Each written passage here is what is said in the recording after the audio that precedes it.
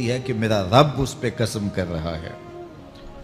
اَيَحْسَبُ الْإِنسَانُ أَلَّن نَجْمَعَ عِظَامَهُ، اللہ تعالیٰ ارشاد فرماتا ہے کہ کیا آدمی یہ سمجھتا ہے کہ ہم ہرگز اس کی ہڈیاں جمع نہیں فرمائیں گے؟ یہ ایک کافر تھا، عدی بن ربیعہ، یہ مراد ہے یہاں انسان سے۔ ایک روایت کے مطابق ابو جہل بن ہشام مراد ہے۔ تو یہ ابو جہل یا عدی بن ربیعہ یہ کہتے تھے کہ کیا ہڈیوں کو دوبارہ جوڑا جائے گا، دوبارہ ان کو جمع کیا جائے گا؟ یہ نہیں ہو سکتا، قیامت نہیں آ سکتی۔ وہ کہتے تھے یہ جہاں ہے بس ختم ہو جائے گا کام تمام، لہٰذا جو عزت پانی ہے، جو لذت حاصل کرنی ہے، جو عیش و عشرت کرنی ہے، جو کچھ کرنا ہے اسی جہان میں کر لو۔ آج کل بہت سارے لوگوں کا رویہ بھی یہی ہے کہ بس ٹھیک ہے، یہ دنیا ہی سب کچھ ہے، آخرت بس ایک اعتقاد کی حد تک ذہن کے کسی گوشے میں ہے، 2 لمحوں کے لیے خیال آیا تو رک گئے، پھر اپنی وہی ڈگر کی زندگی۔ لیکن آخرت جب تیقن کی اس منزل تک پہنچ جائے، پھر انسان کے اعمال کے اندر خود بخود جو ہے وہ نظم پیدا ہو جاتا ہے کہ چونکہ میں اللہ کے حضور پیش ہونا ہے اور ایک ایک عمل کا میں نے حساب دینا ہے۔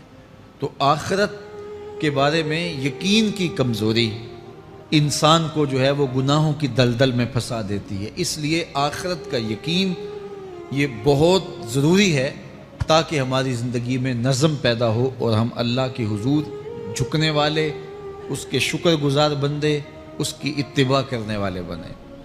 تو اب وہ کافر کہتے تھے، ابن ربیعہ یا ابو جہل، کہ یہ جو ہڈیاں ہیں ان ہڈیوں کو کیسے دوبارہ زندہ کیا جائے گا۔ نضر بن حارث ایک کافر تھا، وہ کہیں سے قبرستان سے پرانی ہڈی اٹھا لایا اور وہ اتنی بوسیدہ تھی کہ ہاتھ کے لمس سے ٹوٹ ٹوٹ کے گرتی تھی، اور حضور کے پاس آ کھڑا ہوا اور آ کے کہنے لگا کہ کیا ان ہڈیوں کو دوبارہ زندہ کیا جائے گا؟ کون ہے ان کو جو دوبارہ زندہ کرے؟ اور 7 ہڈی توڑتا ہے اور اس کے ریزے زمین پہ گرتے ہیں۔ تو حضور علیہ السلام نے اللہ کی جانب سے اس کا جواب دیا۔ ذرا قرآن پڑھیے، سورہ یاسین کا آخری رکوع ہے، وَضَرَبَ لَنَا مَثَلًا وَنَسِیَ خَلْقَهُ قَالَ مَن يُحْیِی الْعِظَامَ وَهِیَ رَمِیمٌ۔ اب وہ باتیں کرنے لگ گیا ہے، اس کی زبان بولنے لگی ہے، اب کہاوتیں ہمارے لیے لاتا ہے، اور کیا کہتا ہے؟ مَن يُحْیِی الْعِظَامَ وَهِیَ رَمِیمٌ، ان ہڈیوں کو کون زندہ کرے گا جبکہ اتنی بوسیدہ ہو گئی ہیں؟ تو یہ نضر بن حارث حضور کے سامنے ہڈی لایا تھا اور توڑتا تھا اور کہتا تھا یہ ہڈیاں زندہ ہوں گی، ان ہڈیوں کو دوبارہ اٹھایا جائے گا جو اتنی بوسیدہ ہو گئی ہیں کہ ہاتھوں کا لمس بھی گوارا نہیں کرتی، اس کو دوبارہ زندہ کیا جائے گا؟ کون زندہ کرے گا؟ جواب سنو، قُلْ يُحْيِيهَا الَّذِي أَنشَأَهَا أَوَّلَ مَرَّةٍ، اے محبوب فرما دیجئے اب تو ہڈیاں موجود ہیں، جب ہڈیاں بھی نہیں تھیں تو جس رب نے انسان بنایا ہڈیوں کو جوڑ کے نہیں بنا سکتا؟ اب تو میٹیریل موجود ہے، جب میٹیریل بھی موجود نہیں تھا۔ هل اتى على الانسان حين من الدهر لم يكن شيئا مذكورا، انسان پر وہ وقت بھی آیا ہے جب یہ قابل ذکر چیز ہی نہیں تھا، اس کا نقشہ نہیں تھا، اس کی صورت نہیں تھی، اس کا میٹیریل نہیں تھا، اس کا مادہ نہیں تھا، لیکن جس نے حضرت انسان بنایا، پانی کی بوند سے تخلیق کیا، تو اب کیا وہ ہڈیوں کو جوڑ کر انسان نہیں بنا سکتا؟ تو یہ کفار بات کرتے تھے کہ نہیں نہیں نہیں، اتنی بوسیدہ ہڈیوں کو کیسے زندہ کیا جائے گا، یہ بات سمجھ میں نہیں آتی۔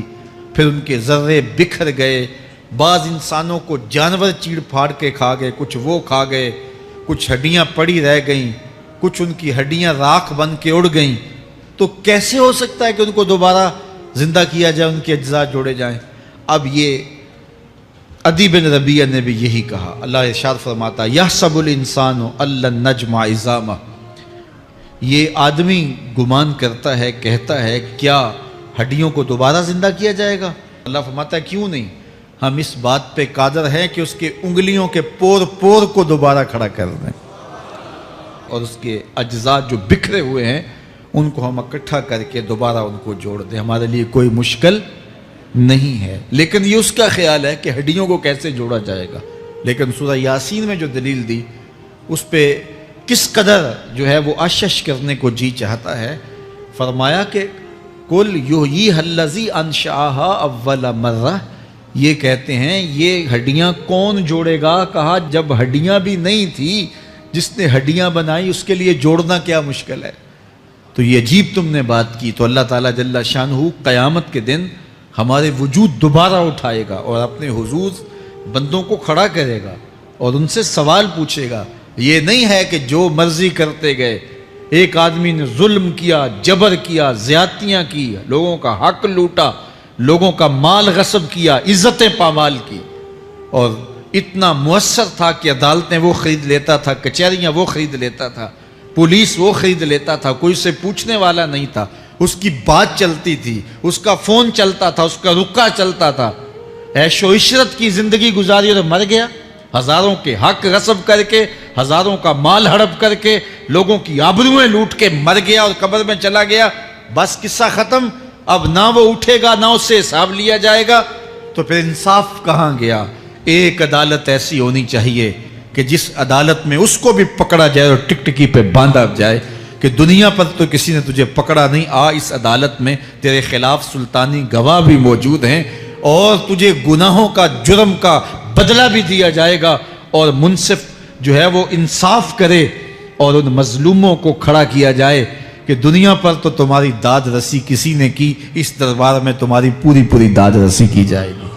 عقل مانتی ہے کہ ایک ایسا دربار ہونا چاہیے، ایسا احتسابی عمل ہونا چاہیے، ایک ایسی عدالت لگنی چاہیے کہ جس کا کہیں جسے انصاف نہیں ملا اس کو وہاں جا کے انصاف ملے، اور وہ دن قیامت کا دن ہے۔ اس کا یقین زندگی میں نظم پیدا کر دیتا ہے اور تھر تھر بدن کانپتا ہے کہ آج اگر ہم مؤثر بھی ہو جائیں اور کسی کے سامنے جواب دے نہ ہوں، لیکن ایک عدالت تو ہے جہاں ہم نے جواب دہ ہونا ہے اور اپنے ایک ایک عمل کا حساب دینا ہے۔ تو اللہ ارشاد فرماتا ہے کہ اس عدالت کے سامنے تم نے پیش ہونا ہے، تمہارے جوڑ جوڑ کو اللہ تعالیٰ دوبارہ کھڑا کرے گا اور اس کو دوبارہ تخلیق کرے گا اور پیدا کرے گا، اور تم دوبارہ کھڑے ہو جاؤ گے، اس کے حضور پیش ہوگے۔ بل یرید الانسان لیفجر امامہ، بلکہ آدمی چاہتا ہے کہ اس کی نگاہ کے سامنے بدی کرے۔ استغفر اللہ۔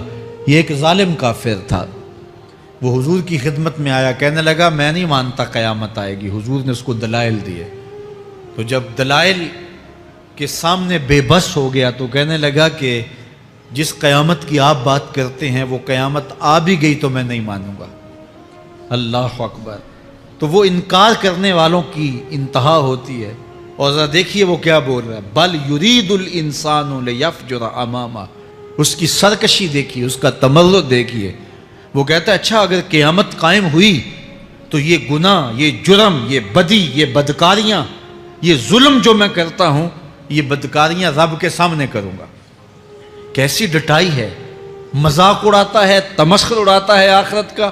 کہتا ہے جو بدیوں کا کاروبار میں نے گرم کیا ہے، جو بدکاریاں میری زندگی کا معمول ہیں، جو داد عیش دیتا ہوں، جو عزتوں کو پامال کرتا ہوں، جو غریبوں کے پنجے توڑتا ہوں، جو لوگوں کا حق غصب کرتا ہوں، جو برائیاں کرتا ہوں، اگر قیامت قائم بھی ہو گئی تو میں یہ سارے جرم رب کے سامنے کروں گا، پھر وہ مجھے پکڑ کے دکھائے۔ اللہ اکبر۔ یسأل ایان یوم القیامہ۔ پھر پوچھتا ہے اچھا قیامت کب آئے گی؟ یہ تمسخر کے طور پہ پوچھتا ہے، لاؤ نہ قیامت، کب آئے گی قیامت؟ میں جرم رب کے سامنے کرنا چاہتا ہوں۔ اللہ اکبر۔ اب جواب سنیے، اب لفظوں کا ترجمہ اس زور سے کیا ہی نہیں جا سکتا جس زور کے لفظ ہیں۔ وہ کہتا ہے قیامت کب آئے گی؟ میں تو یہ جرم رب کے سامنے کرنا چاہتا ہوں، کوئی قیامت نہیں ہے، مذاق اڑاتا ہے۔ قیامت کب آئے گی؟ آواز آئی فَإِذَا بَرِقَ الْبَصَرُ وَخَسَفَ الْقَمَرُ وَجُمِعَ الشَّمْسُ وَالْقَمَرُ۔ جب قیامت آئے گی تو آنکھیں چندھیا جائیں گے، چاند بے نور ہو جائے گا، سورج اور چاند اکٹھے ہو جائیں گے۔ یقول الانسان یومئذ این المفر۔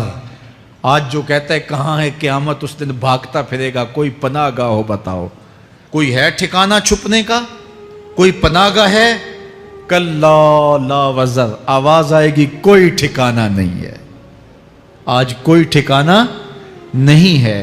الی ربک یومئذ المستقر، اگر ٹھکانہ ہے تو صرف رب کے پاس ہے، انہیں ٹھکانہ ملے گا جو رب کے بندے ہیں اور اس کی دہلیز پہ آنے والے ہیں۔ یُنَبَّأُ الْإِنسَانُ یومئذ بما قدم وأخر، اللہ تعالیٰ اس دن بتا دے گا جو آگے بھیجا اور وہ بھی بتا دے گا جو پیچھے چھوڑا، ایک ایک چیز تشت ازبام ہو جائے گی۔ یوم تبلی السرائر فما لہ من قوت ولا ناصر، اللہ فرماتا سارے راز کھل جائیں گے، جو بند کمروں میں جرم کیے داد عیش دیتا رہا وہ بھی کھل جائیں گے، اور پھر کوئی طاقت نہیں ہوگی، کوئی زور نہیں ہوگا، کوئی زر نہیں ہوگا جو اس کو بے نقاب ہونے سے بچا سکے۔ اے داور حشر میرا نامہ اعمال نہ پوچھ، اس میں کئی پردہ نشینوں کے بھی نام آتے ہیں۔ تو وہ کتنا سخت دن ہوگا، ارشاد فرمایا جائے گا کہ جو آگے بھیجا، جو پیچھے چھوڑا، جو جرم کرتا رہا، جو نیکیاں کی، جو برائیاں کی، سب کچھ تشت ازبام ہو جائے گا۔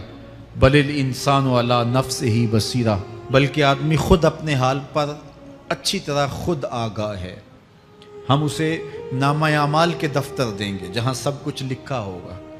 قرآن بتاتا جب نامہ اعمال سامنے آئے گا تو وہ بے ساختہ پکار اٹھے گا، ما لہذا الکتاب لا یغادر صغیرۃ ولا کبیرۃ الا احصاها، ہائے اس کتاب کو کیا ہوا، اس نے چھوٹی بڑی کوئی بات نہیں چھوڑی، سب کچھ لکھ دیا۔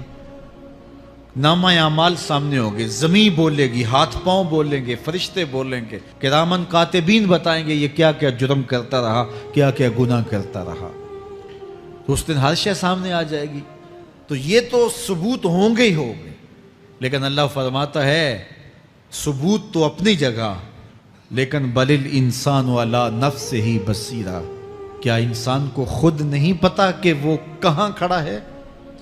اس کو اپنے جرائم کی فہرست خود یاد ہے، اس کے ضمیر پہ خود اس کا بوجھ موجود ہے، اسے یہ نامہ اعمال نہ بتاتے، فرشتے نہ بتاتے، پھر بھی اسے پتا تھا کہ میں کیا ہوں اور کہاں میں نے جرم کیا ہے۔ وَلَوْ أَلْقَى مَعَاذِيرَهُ، اللہ اکبر، اگر اس کے پاس جتنے بہانے ہوں سب لا ڈالے، جب بھی کوئی اس کا بہانہ نہیں سنا جائے گا۔ قیامت کا دن ہوگا، دنیا کے اوپر تو بہانوں سے انسان بچ نکلتا ہے، کوئی جھوٹ بول لیا، کوئی جھوٹا گواہ پیش کر دیا، کوئی مکر کر لیا، کوئی رشوت چل گئی، کوئی سفارش کام آ گئی، کوئی بہانہ تراش لیا، بات کو توڑ موڑ کے پیش کر لیا۔ لیکن قیامت کا جب دن ہوگا تو کوئی نہ جھوٹا گواہ چلے گا، نہ رب کی پولیس رشوت لیتی ہے، نہ وہاں انصاف کے خلاف کوئی کام ہوگا، اور نہ ہی کوئی بہانہ چل سکے گا۔ اللہ اکبر۔ دوسری بات مفسرین نے یہ بھی لکھی کہ بعض اوقات یہ ہوتا ہے کہ انسان اپنے گناہ پر، اپنے جرم پر کوئی بہانہ تلاش کر کے لوگوں کو مطمئن کر لیتا ہے۔ جو اس نے جرم کیا، کسی سے زیادتی کی، کسی کا حق غصب کیا، تو لوگوں نے ملامت کی تو وہ کوئی بہانہ تلاشتا ہے اور لوگوں کو مطمئن کر لیتا ہے۔ بعض کا لاجواب کر دیتا ہے، بعض کا مطمئن بھی کر لیتا ہے۔ وہ لوگوں کو تو مطمئن کر لیتا ہے لیکن وہ خود مطمئن نہیں ہو سکتا۔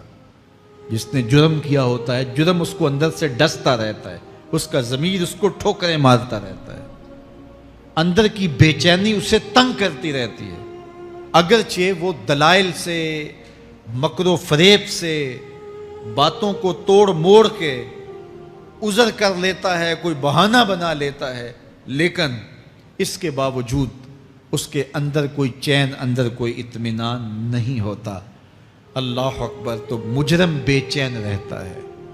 آج ہماری بے چینیوں کا ایک سبب ہمارا مالک کی دہلیز سے منہ موڑنا اور بہت سارے دیدہ نادیدہ گناہوں کا ارتکاب کرنا ہے۔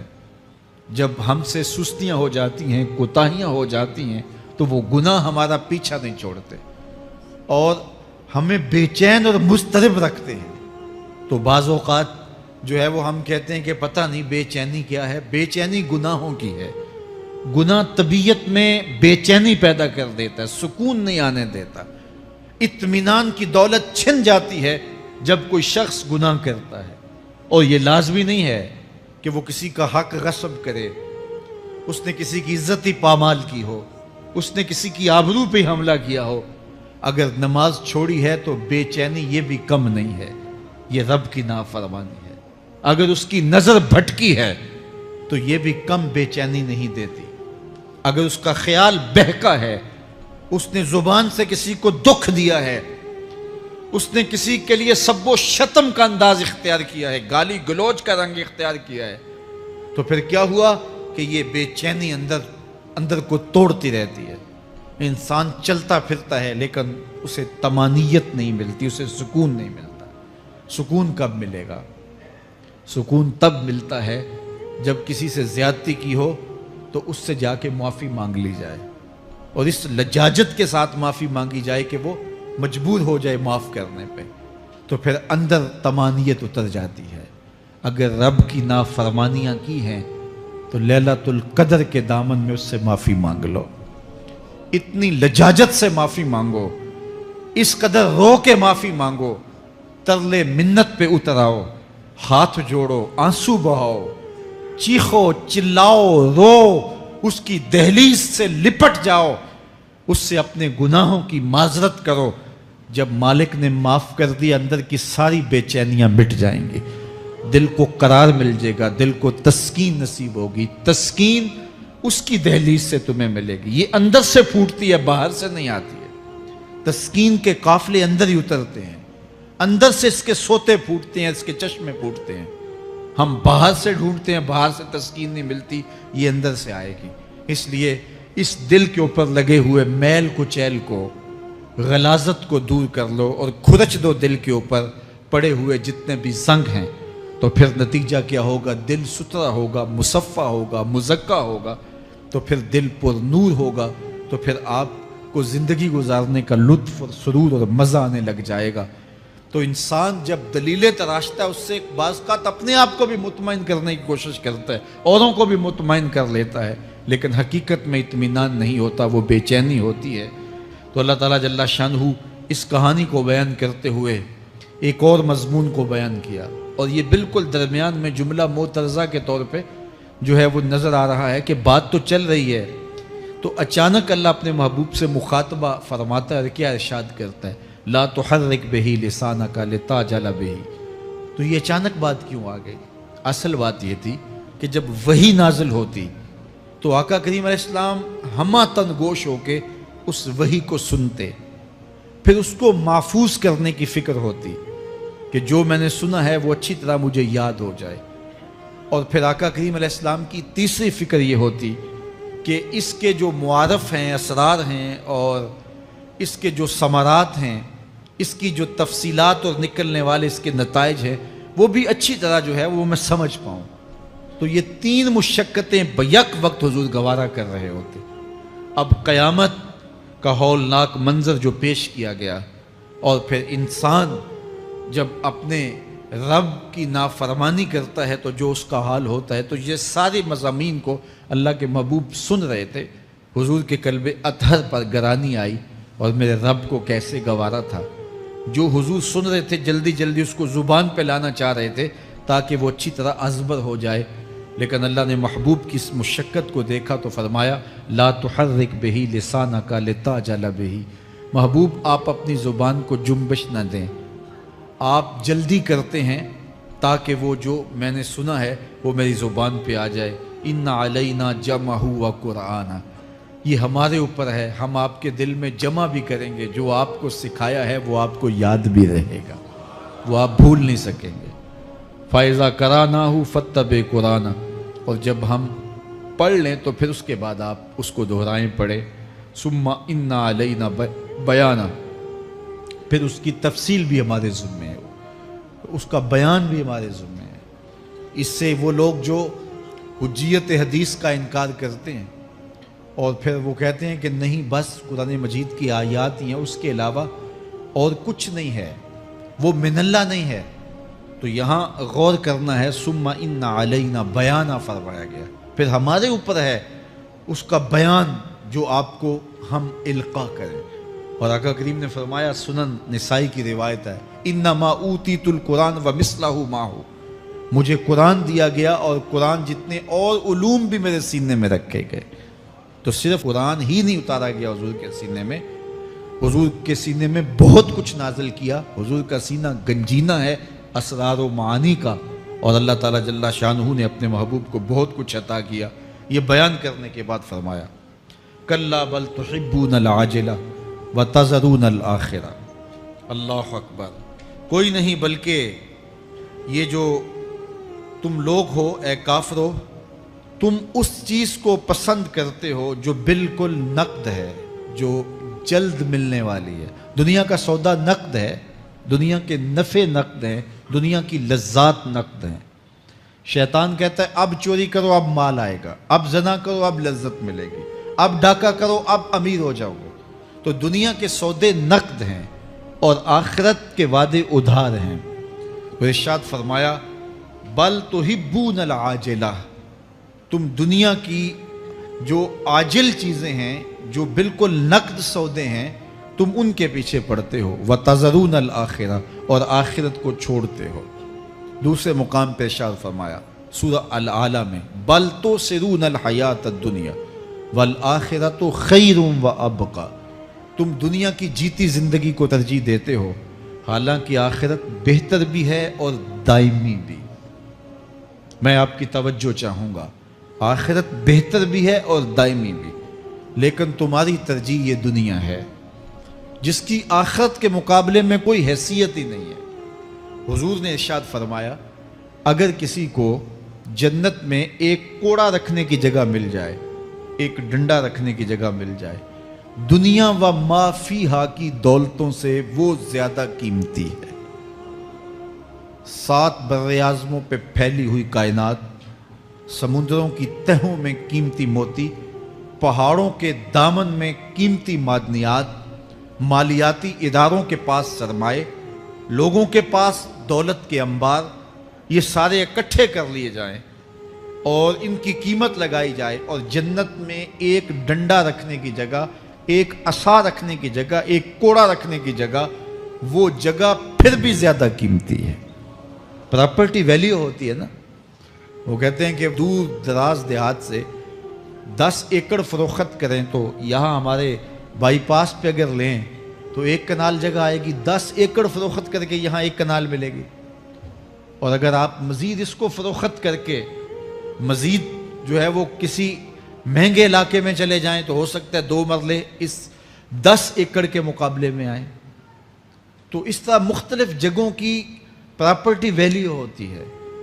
اللہ کے محبوب جنت کی پراپرٹی ویلیو بتا رہے ہیں. 7 براعظموں پہ پھیلی ہوئی کائنات کو ایک پلڑے میں رکھیں. پوری دنیا کے اندر جو سرمائے ہیں، جو ماضی میں سرمائے لوگوں نے خرچ کر لیے، جو حال میں موجود ہیں، جو آنے والے ادوار میں لوگوں کے پاس آئیں گے، قارون کا خزانہ اور سرمائے سارے اکٹھے کر کے ایک پلڑے میں رکھ دیں، جنت میں ایک عصا رکھنے کی جگہ پھر بھی زیادہ قیمتی ہے. تو پھر دنیا کی آخرت کے مقابلے میں قیمت کیا ہوئی؟ دنیا کی جنت کے مقابلے میں ویلیو کیا ہوئی؟ اور جنت میں سب سے کم جگہ کس کو ملے گی؟ جو سب سے آخر میں جائے گا. ظاہر ہے سب سے کم جگہ اسی کے پاس ہوگی جو سب سے آخر میں جہنم کے دھکے کھا کھا کے، رگڑے سہ سہ کے پھر آخر میں جنت میں جائے گا. سب سے تھوڑی جگہ اس کے پاس ہوگی. حدیث پاک میں آتا ہے، بخاری میں آتا ہے، حضور نے ارشاد فرمایا کہ جب جہنم سے آخری جہنمی نکالا جائے گا تو اللہ تعالیٰ اسے پوچھے گا بتا تیری کوئی آرزو؟ تو وہ کہے گا مالک یہ آرزو ہے، یہ آرزو ہے، مختلف آرزویں بتائے گا. اللہ فرمائے گا لکا ما تمنیتا، جو تو نے آرزو کی جا جا تجھے میں نے عطا کر دی، اب جنت میں چلا جا. تو اس کی تو توقع یہ ہوگی کہ سایہ دیوار جنت میں جگہ مل جائے تو غنیمت ہے، اور اگر جنت کے اندر جاؤں تو کوئی جھونپڑا مل جائے 2 مرلے کا تو وہ بھی کافی ہے. لیکن اللہ اسے کتنی جگہ دے گا؟ اللہ فرمائے گا جا جنت میں، تیرے لیے جنت میں دنیا سے 10 گنا جگہ ہے. 7 براعظموں کو 10 سے ضرب دے تو کہا دنیا سے 10 گنا جگہ تیرے لیے. اس کو یقین ہی نہیں آئے گا. وہ کہے گا اتسخر وانت الملک، میرے رب تو بادشاہ ہو کے مجھ سے مذاق کر رہا ہے؟ اللہ فرمائے گا نہیں، تیرے لیے 10 گنا جگہ ہے، اور اس کے لیے 10 گنا جگہ ہوگی جو سب سے آخر میں جنت میں جائے گا. میں آپ کی توجہ چاہوں گا، جو آخری جنتی ہے اس کے پاس کتنی جگہ ہوگی، کتنی پراپرٹی ہوگی؟ آج تو 2 10 20 50 مربع کسی کے پاس ہوں تو وہ اتراتا ہوا چلتا ہے کہ میں اتنا بڑا ذمہ دار ہوں. جنت میں آخری جنتی کی جگہ کتنی ہوگی؟ دنیا سے 10 گنا جگہ. تو داتا گنج بخش علی حجویری کی جاگیروں کا عالم کیا ہوگا؟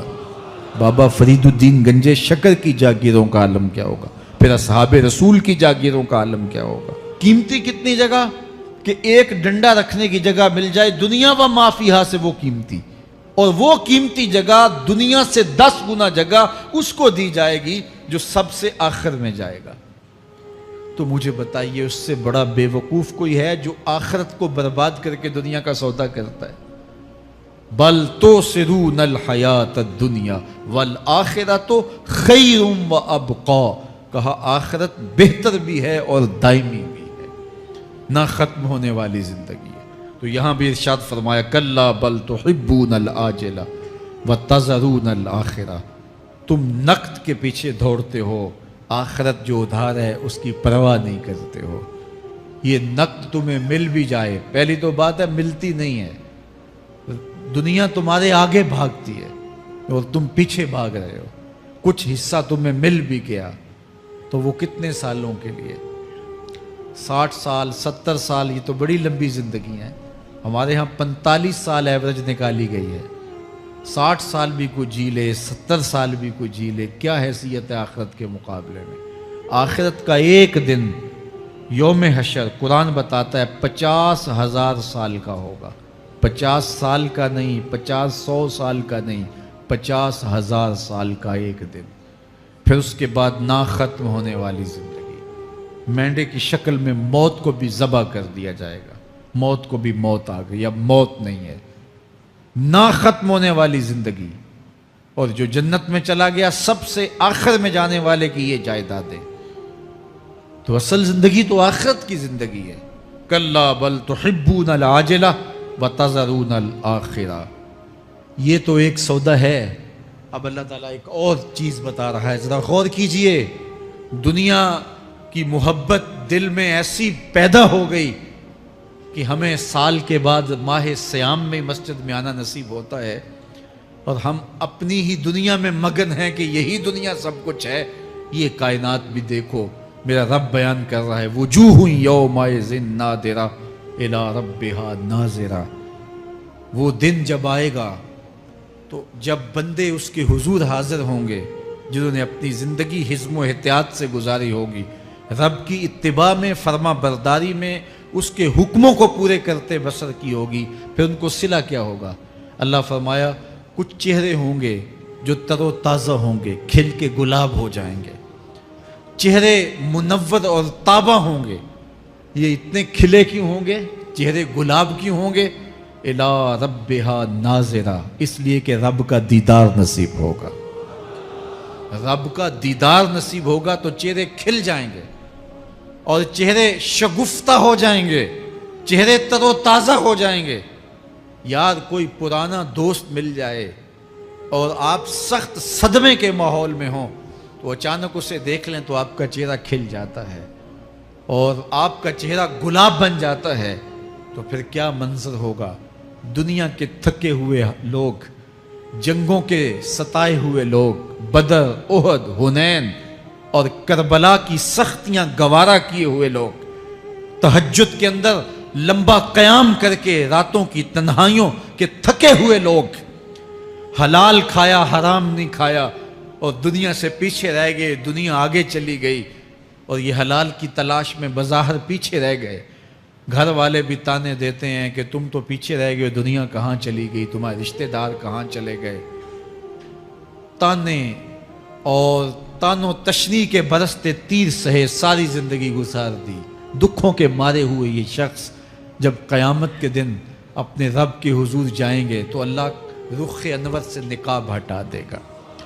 پھر کیا ہوگا؟ اللہ کا دیدار ہوگا تو یہ چہرے کھل جائیں گے، ساری تھکن اتر جائے گی، جنم جنم کی ساری تھکن اتر جائے گی اور چہرے شگفتہ گلاب بن جائیں گے.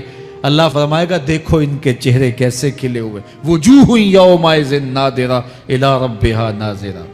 یہ تو خوش نصیب لوگوں کے چہرے ہیں. ووجوہ یومئذ باسرہ. اور پھر اس دن کچھ منہ بگڑے ہوئے ہوں گے. کیسے بگڑے ہوں گے؟ پاؤں میں درد ہو تو چہرے پر بگاڑ ہوتا ہے، پیٹ میں درد ہو تو چہرہ اچھا دکھائی نہیں دیتا، کان میں درد ہو، آنکھ میں درد ہو، سر میں درد ہو تو چہرہ بگڑ جاتا ہے. اور ان کے چہرے اتنے بگڑے ہوں گے، کوئی آنے والا خوف طاری ہو تو چہرے بگڑ جاتے ہیں. اور انسان کے چہرے کی ہوائیاں اڑی ہوتی ہیں، اب ان کے چہروں کی ہوائیاں اڑی ہوں گی. کیوں؟ قرآن بتاتا ہے تظن ان یفعل بہا فاقرہ. یہ ڈر رہے ہوں گے کہ ہمارے ساتھ اب جو سلوک ہونے والا ہے وہ کمر کی ہڈی توڑ دے گا.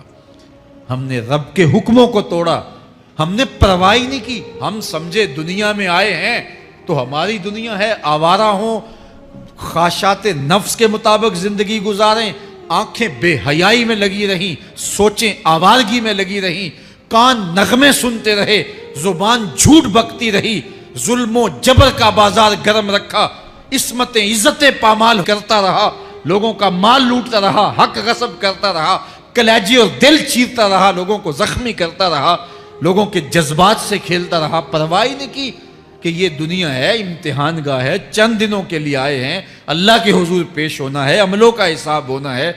اب جب وہ دیکھیں گے کہ ہمارے ساتھ کیا ہونے والا ہے تو ان کے چہرے پہلے بگڑ جائیں گے. کیوں؟ وہ گمان کریں گے کہ ان کی ریڑھ کی ہڈی توڑ دی جائے گی. ایسے عذاب آئیں گے جس طرح کسی کی ریڑھ کی ہڈی ٹوٹ جائے تو اس کا چہرہ شگفتہ گلاب تو نہیں ہوتا، اس کا چہرہ جو ہے وہ تو کس قدر مرجھایا ہوا ہوتا ہے. تو اللہ ارشاد فرماتا ہے اس طرح ان کے چہرے ہوں گے. ابھی عذاب آیا نہیں ہے لیکن چہرے پہلے اترے ہوئے ہوں گے، اور جب عذاب کی بھٹی میں ڈالے جائیں گے، اللہ اکبر. اور وہ سخت عذاب، حضور نے جبریل امین سے پوچھا مجھے جہنم کے عذابوں کا ذکر سناؤ. عرض کی حضور سب سے ہلکے عذاب کی کہانی سناتا ہوں، اور وہ یہ کہ جہنمی کے پاؤں میں آگ کا جوتا رکھا جائے گا، باقی پورا بدن اس کا سلامت ہوگا. یہ سب سے ہلکے عذاب کی کیفیت ہے. اب پاؤں میں آگ کا جوتا ہوگا، حدت، گرمی، شدت اتنی ہوگی کہ دماغ پگھل کے ناک اور کانوں کے راستے سے باہر آ جائے گا. پاؤں میں رکھے ہوئے جوتے کی گرمی دماغ کو ایسے چڑھے گی کہ وہ پگھل جائے گا اور ناک اور کانوں کے راستے سے باہر آ جائے گا. تو اللہ کے عذاب کے خوف سے چہرے بگڑ جائیں گے، حالت سلامت نہیں رہے گی. یہ بات ذہن میں رکھیں کہ اللہ جس کو جہنم میں ڈالے گا اس کو اس صورت میں نہیں ڈالے گا. یہ محمدی صورت ہے، یہ شکل اس کی چھین لی جائے گی اور اس کی شکل بڑی کر دی جائے گی. اس کا ایک ایک دانت احد پہاڑ جتنا ہوگا. احد پہاڑ کا پھیلاؤ 15 کلومیٹر پہ ہے. 15 کلومیٹر کا ایک دانت اور 32 دانت کتنے ہوں گے تو منہ کتنا بڑا ہوگا. اس کو اتنا بڑا اس لیے کیا جائے گا تاکہ وہ عذاب کی تکلیف زیادہ سہے. 70 گز موٹی کھال ہوگی اور کھال جل جائے گی تو اللہ قرآن میں فرماتا ہے ہم نئی کھال دے دیں گے تاکہ عذاب کی تکلیف اس کو گوارا کرنی پڑے. پھر چیخے گا، چلائے گا، ہائے مجھے پانی دو، پانی دو، پیاس کی شدت ہے. 70 سال تک تو اس کی کوئی آواز ہی نہیں سنے گا. 70 سال کے بعد داروغہ جہنم چیخ کر کہے گا کیا مانگتا ہے؟ وہ بولے گا مجھے پانی چاہیے. کہا جائے گا تو بھی ملتا ہے پانی. پھر داروغہ جہنم اسے پانی دے گا. کوکا کولا کی بوتل دے گا یا پیپسی تھما دے گا یا منرل واٹر کی بوتل دے گا؟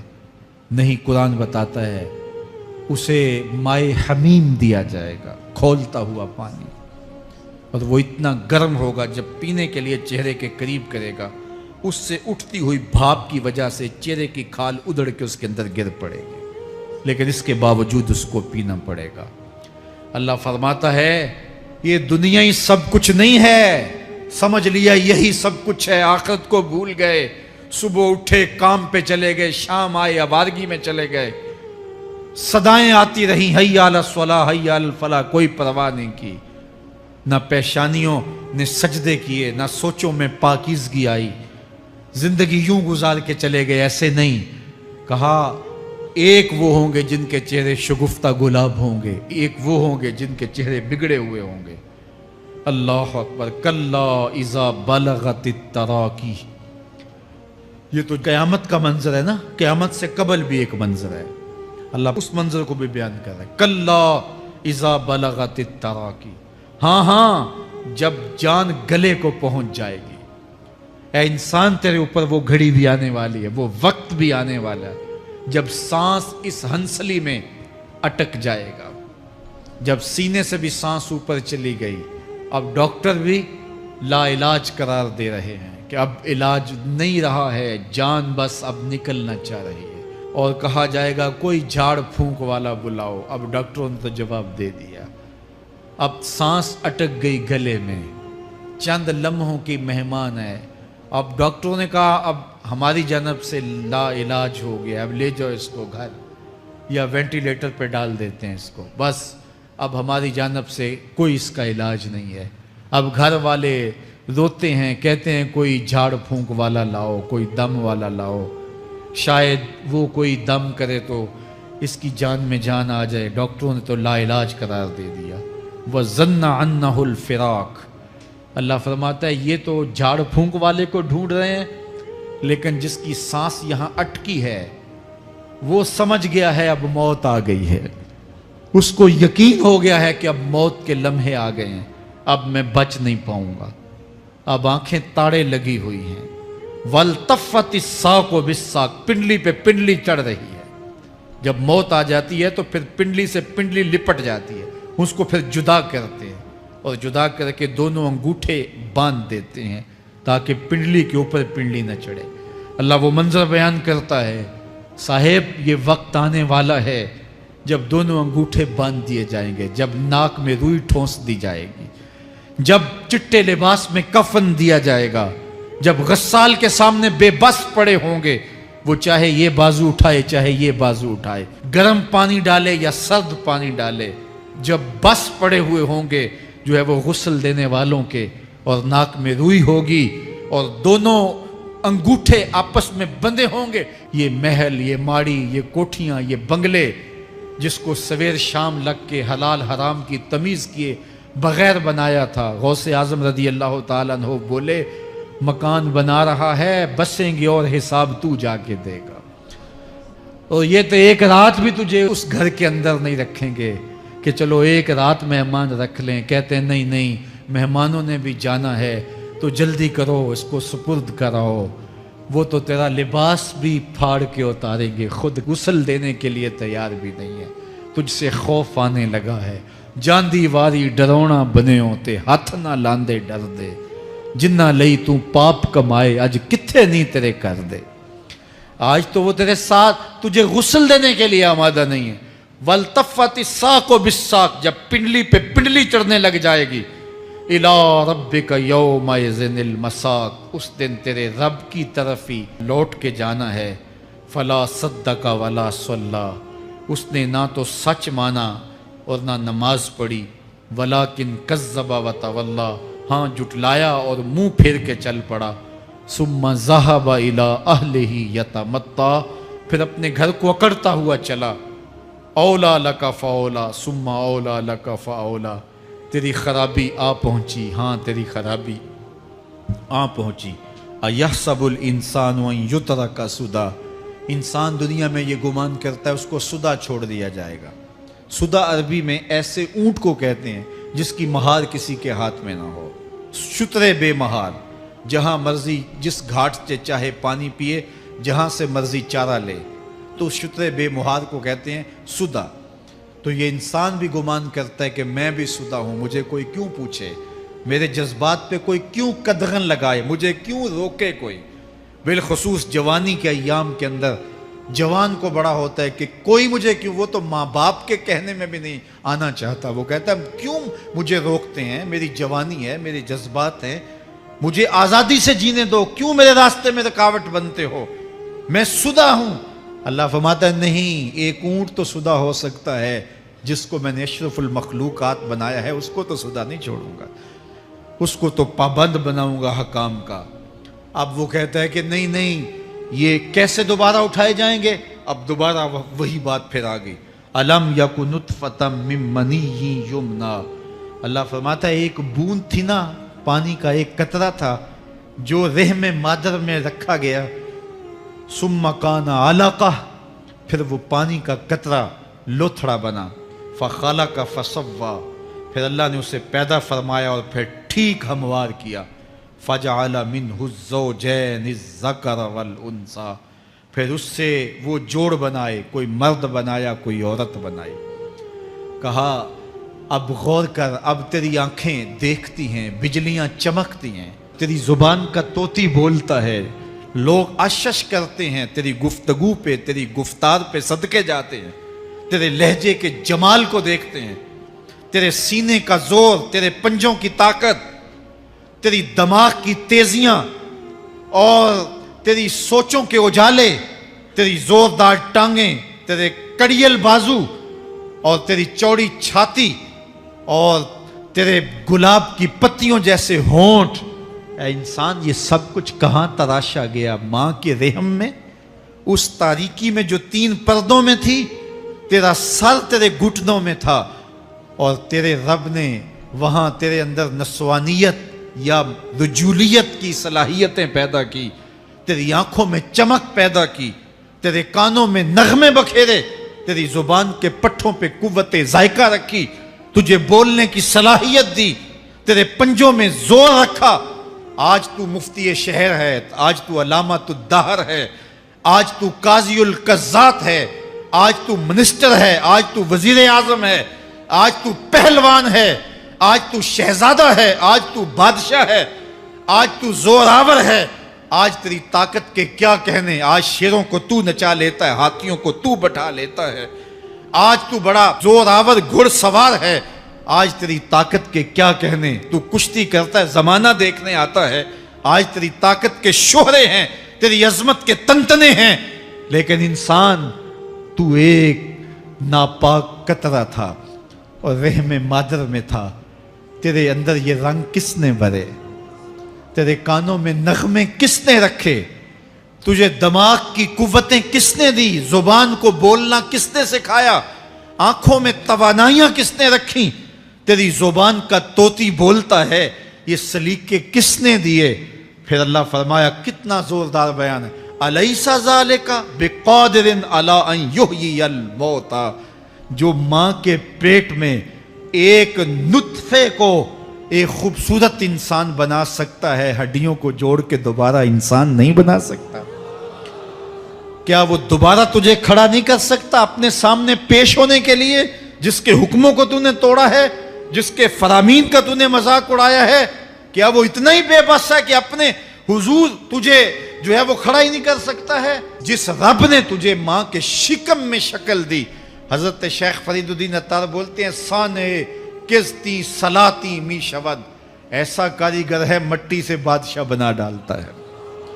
اس نے مٹی سے دارا و سکندر بنائے، اس نے مٹی سے جو ہے وہ رستم و سہراب بنائے، اس نے مٹی سے کیا کیا بنا دیا، جو مٹی سے بادشاہ بنا سکتا ہے، جو نطفہ رحم مادر سے جو ہے وہ شکل اور صورت اور رنگ اور جمال بنا دیتا ہے۔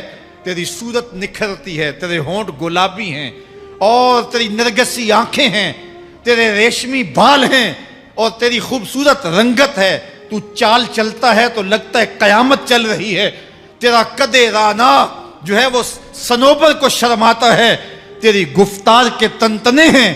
جس نے اتنی خوبصورت شکل ماں کے رحم میں بنائی، کیا وہ ہڈیوں کو جوڑ کے دوبارہ انسان نہیں بنا سکتا؟ وہ دوبارہ انسان بنائے گا اور پھر تجھے اپنے حضور کھڑا کرے گا۔ اور ایک حدیث میں آتا ہے، اللہ بندے کو اپنے حضور کھڑا کرنے کے بعد اپنے سامنے سے ہٹنے نہیں دے گا جب تک 5 سوال نہیں پوچھ لے گا۔ ان عمرہ ہی فیما افنا ہو، اس کی عمر کے بارے میں پوچھے گا، کہاں ضائع کی؟ میں نے تجھے زندگی دی، 60 سال 70 سال 40 سال 50 سال، اس زندگی کو کہاں گزار کے آیا ہے؟ ان شبابہ فیما ابلا ہو، اس کی جوانی کے بارے میں پوچھا جائے گا، جوانی کہاں گزار کے آیا ہے؟ مجنوں تو نہیں بنا رہا، خواہشات کا اسیر تو نہیں ہو گیا، دیوانوں کی طرح زندگی تو نہیں گزار کے آ گیا. تیری جوانی کسی چوک میں تو نہیں گزری, تیری جوانی آوارگی میں تو نہیں گزری, ساری رات سوشل میڈیا کے اوپر گندگی اور غلاستیں تو نہیں دیکھتا رہا. تیری زندگی گزری کہاں ہے, تیری جوانی گزری کہاں ہے؟ اگر کوئی جواب نہ ہوا تو پھر کیا جواب دے گا؟ اور وہ کتنا خوش نصیب ہوگا جو کہے گا مالک میری جوانی سجدوں میں گزری, میری جوانی قیام میں گزری, میری جوانی رکوع میں گزری. میرے حضور فرماتے ہیں سبعۃ یظلھم اللہ فی ظلہ یوم لا ظل الا ظلہ. 7 اشخاص ایسے ہیں قیامت کے دن جب کوئی سایہ نہیں ہوگا, اللہ ان 7 کو اپنے عرش کا سایہ دے گا. ان میں سے دوسرا شخص میرے حضور نے بیان فرمایا وشاب نشأ فی عبادت اللہ, وہ جوان جس کی جوانی اللہ کی عبادت میں گزری. جوانوں اپنی زندگی کو مالک کی دہلیز پہ لے آؤ. جوانی وہی ہے جو مالک کی چوکھٹ پہ گزرے. اپنے دل کا تعلق جوڑو, عشق کرنا ہے تو پھر آمنہ کے لال سے کرو, محبت کا رشتہ ان سے جوڑو, تعلق کا ربط ان سے قائم کرو, جوانی کو دین کی راہ پہ ڈالو. اللہ اکبر. سنو میرے حضور کا فرمان, انا حبیب اللہ, میں اللہ کا حبیب ہوں. پھر فرمایا الشاب التائب حبیب اللہ, جو جوان جوانی میں توبہ کرے وہ بھی اللہ کا حبیب ہے. آؤ اللہ کے حبیب بن جاؤ, اللہ کے حبیب بن جاؤ, اللہ کے حبیب بن جاؤ, اللہ کے محبوب بن جاؤ. لیلۃ القدر کی گھڑیاں ہیں, رات کا پچھلا پہر ہے. اللہ کے حضور یہ عہد کر کے اٹھو مالک جو زندگی گزر گئی, آئندہ جوانی کا ایک ایک لمحہ تیرے لیے گزرے گا. جیوں گا تو تیرے لیے, مروں گا تو تیرے لیے. میری ایک ایک سانس تیرے نام وقف ہوئی, میری زندگی کی ایک ایک ساتھ تیرے نام وقف ہوئی. میں اپنا سب کچھ تیرے لیے پیش کرتا ہوں. میری زندگی کا مالک بھی تو ہے, میری موت و حیات کا خالق اور مالک بھی تو ہے. یہ زندگی تو نے دی, تیری امانت ہے, تیرے حضور ہی پیش کرتا ہوں. اور لیلۃ القدر کی گھڑیوں میں اس عزم کے ساتھ گھروں کو لوٹو کہ اللہ میری زندگی کا ایک ایک لمحہ تیرے نام ہوا, آنے والے موسم تیرے نام ہوئے, میری جوانی تیرے نام ہوئی, میرے آنسو تیرے نام ہوئے, میری پیشانی تیرے نام ہوئی, میرے دل کی دھڑکن تیرے نام ہوئی, میری صلاحیتیں تیرے نام ہوئی. میری زبان بولے گی تو تیری تسبیح بولے گی, تیرے ذکر کے ترانے پڑے گی.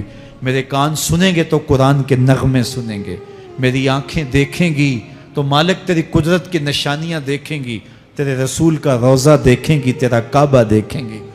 مالک میری زبان سچائی کے نور سے مالا مال ہوگی اور میں ساری زندگی تیرے نام کرتا ہوں. اور جب آپ اپنی ساری زندگی اللہ کے نام کر دیں گے تو پھر وہ پوری کائنات تمہارے نام کر دے گا. کی محمد سے وفا تو نے تو ہم تیرے ہیں, یہ جہاں چیز ہے کیا لوح و قلم تیرے ہیں. اللہ آپ سب کو اپنی پناہ میں, امان میں اور حفاظتوں کے حصار میں رکھے.